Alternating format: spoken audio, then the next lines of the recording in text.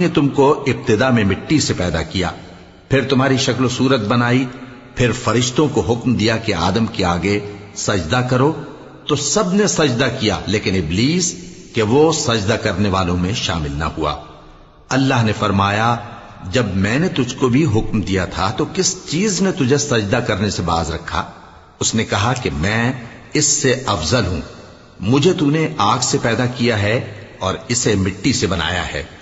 فرمایا تو بہشت سے اتر جا، تجھے شایع نہیں کہ یہاں تکبر کرے، پس نکل جا کہ تو ذلیل لوگوں میں سے ہے۔ اس نے کہا کہ مجھے اس دن تک مہلت عطا فرما جس دن لوگ قبروں سے اٹھائے جائیں گے۔